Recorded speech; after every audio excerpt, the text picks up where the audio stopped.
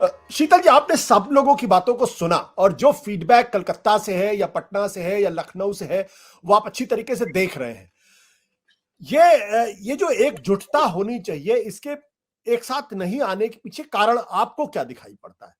क्या ये लोग अपने अपने राज्यों में खुश हैं या इनको राष्ट्रीय परिदृश्य पर आने में दिक्कत पैदा हो रही है?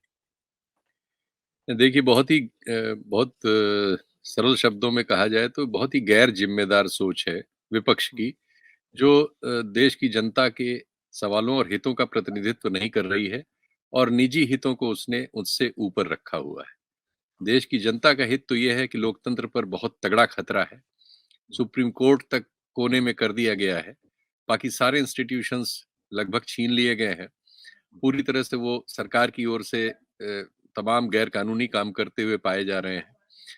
प्रेस लगभग कंप्रोमाइज्ड है। थोड़ा बहुत जो सांस इधर सोशल मीडिया के प्लेटफॉर्म्स पर या इंटरनेट के प्लेटफॉर्म्स पे चल रही है, उसको भी कसने की पूरी तैयारी है। बहुत तरह से उसमें भी छेड़छाड़ हो रही है। तो हमारे पास लोकतंत्र को खतरा है, लेकिन हमारे जो विपक्ष में दल हैं, उन सबको अपने-अपने निजी स्वार्थों की चिंता है। 3-4 प्रधानमंत्रियों के नाम अभी बहस में आ ही गए और हर आदमी सौदेबाजियां करने में लगा हुआ है। जनता की ओर से एक जिम्मेदार राजनीति करने वाला कोई नहीं है। इस समय न कोई वीपी सिंह है, न कोई जयप्रकाश नारायण है, न कोई और है, जो इस समय एक बड़े के तौर पे उभरे। और ज्योति बसु भी नहीं है, जिस इस तरह के बड़े नाम जो कुछ थे इससे पहले, हरकिशन सिंह सुरजीत थे, वो सब इस तरह के लोग नहीं हैं। उनकी अनुपस्थिति में क्या हो रहा है, बहुत बौने लोग हैं और बहुत बौनी रख रहे हैं और ये इतना नुकसान कर दे रहे हैं कि बीजेपी के लिए लगभग वॉकओवर जैसी स्थिति है। अगर इसके बावजूद बीजेपी हारती है तो ये समझ लीजिए कि वो जनता ने, या हारेगी तो क्या मतलब, अगर रुकती है बहुमत से आसपास, तो ये जनता में जो तरह तरह की परेशानियां हैं, उससे जो प्रतिक्रिया होगी, उसी को इसका श्रेय दिया जा सकता है, विपक्ष के किसी काम को नहीं। अभी जो हो रहा है वो ये है कि जो पिछले साल की कवायद थी उसमें नीतीश कुमार और सोनिया गांधी जी की बात हुई थी कुछ। कांग्रेस उस समय चूंकि बिल्कुल बैकफुट पे थी और इसके लिए भी तैयार थी कि कोई तीसरा नाम जिस पे सब सहमत हो, हम उस पे सहमत हो जाएंगे। नीतीश कुमार को लगा कि ये उनके लिए हरी झंडी है और उन्होंने थोड़ी बहुत उसके बाद एक्टिविटी शुरू की। तो सोनिया गांधी की उस पहल के बाद लालू यादव और इनका सबका जो भी बातचीत हुई और उसके बाद बिहार में परिवर्तन हुआ। लगा कि एक रास्ता बनेगा। उसके पहले बंगाल के चुनाव में बीजेपी के हारने से ममता बनर्जी जी का नाम आया था, लेकिन उनकी सीमाएं हैं। उन्होंने उस सीमा को बढ़ाने की कोशिश की, लेकिन गोवा और अन्य जगहों के प्रयोगों ने उनको बता दिया कि वो संभव नहीं है उनके लिए। बहुत ज्यादा अगर वो कुछ करेंगी तो नॉर्थ ईस्ट के कुछ जगहों पर थोड़े बहुत वो चीजें ला सकती हैं, लेकिन जहां तक लोकसभा के बड़े उस पेरिफेरी का सवाल है, उसमें उनका कोई रोल नहीं। हमारी जो रियलिटी है वो ये है कि 170-72 सीटों पर पिछली बार कांग्रेस दूसरा दल थी, उसे 12.5 करोड़ के आसपास वोट मिले थे। दूसरा और पहला वो इतनी सीटों पर थी। देश में कोई गठजोड़, कोई लीडर, कोई स्टेट इस लायक नहीं है कि वो 50 सीटों का भी दावा इसके अलावा कर सके। सबकी स्थिति कमजोर है। लेकिन चूंकि हमारे देश में जो विपक्ष बना है, इसमें ज्यादातर हिस्सा जो है, बल्कि 95% जो है, वो कांग्रेस से ही छीना हुआ है। कांग्रेस से ही नाराज होके लोग जगह-जगह या उससे अलग होके या उसके सामने आमने होके, जैसे केरल में लेफ्ट जो है पिनराई विजयन कांग्रेस से ही है सामने, वहां 20 में से 19 सीटें लोकसभा की पिछली बार कांग्रेस जीती थी। हालांकि विधानसभा में 2 बार वो जीते। तो उनका अपना एक राज्य लेवल का गुस्सा है। वो पार्टी अब बंगाल और त्रिपुरा में भी सत्ता में थी, अब दोनों जगह नहीं है और दोनों जगह भी उसकी कोई संभावना भी तुरंत नहीं दिख रही है। तो वो भी केरल में एक छोटी पार्टी आप कह सकते हैं, केरल भर की पार्टी है। वहां उनके पास एक सीट थी, वो चाहेंगे कि उनकी सीटें बढ़े, तो वो कांग्रेस से ही बढ़ सकती हैं। वहां कांग्रेस ही मुख्य दल है और अभी जो यात्रा हुई उसमें केरल में सबसे अच्छा उसका प्रदर्शन था। तो उनको ये पूरा खतरा है कि वो चीज दोहराई जा सकती है या उसके आसपास के रिजल्ट रह सकते हैं। यानी उनकी ज्यादातर सीटें कांग्रेस में जा रही है। केसीआर जो है, केसीआर भी कांग्रेस से ही निकल के उन्होंने अपना दल बनाया, वहां राज्य का आंदोलन किया और उसके बाद वो वहां एक प्रमुख पार्टी बन गए। वहां जो वोटों का विधानसभा का घनत्व है, 40-41% उनके पास है, 30% के आसपास कांग्रेस के पास था, 20% के आसपास बीजेपी के पास था। बीजेपी ने इधर काफी दम लगाया है तेलंगाना में। जिन कुछ राज्यों में वो टारगेट कर रही है साउथ के, तेलंगाना उसमें सबसे प्रमुख है।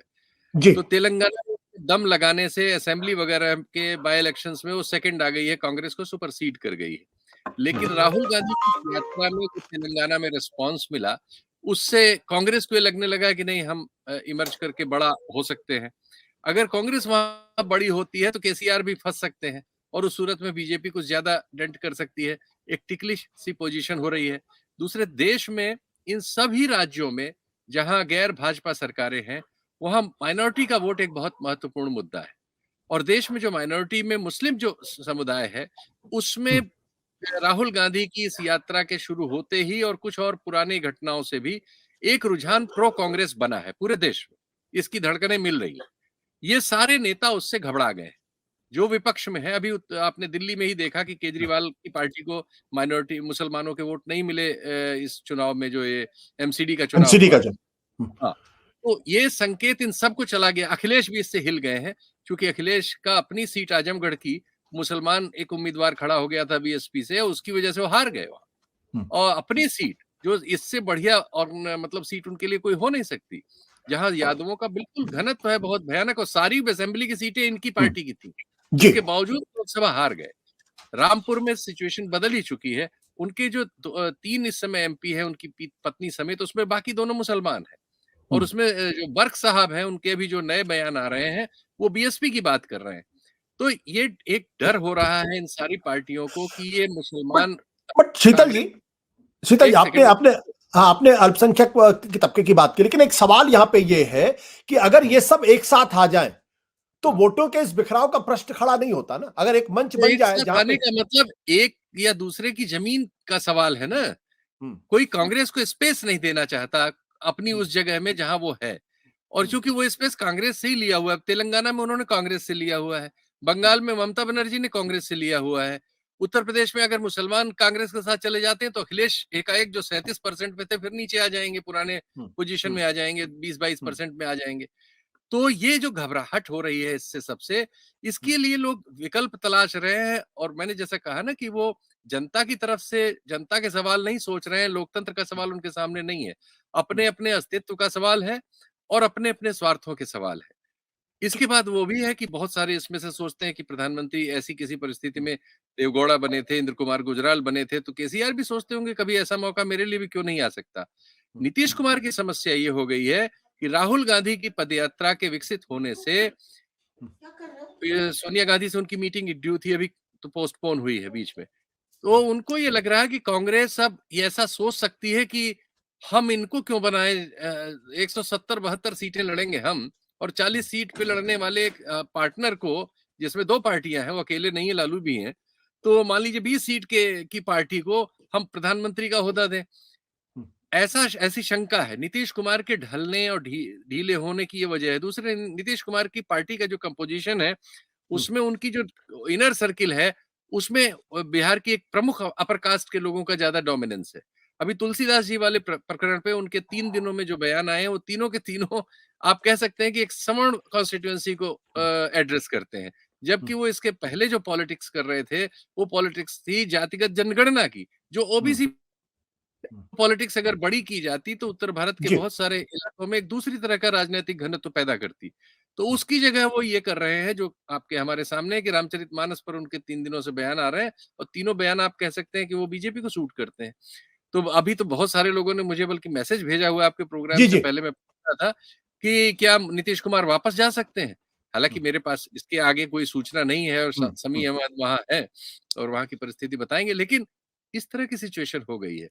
तो कांग्रेस अगर इमर्ज करेगी तो उसके इमर्ज करने से विपक्ष के ज्यादातर दलों के बीच, उसके और कांग्रेस के बीच एक कॉन्ट्राडिक्शन है, अस्तित्व का कॉन्ट्राडिक्शन। सत्य हिंदी का ऐप डाउनलोड करें गूगल प्ले स्टोर पर।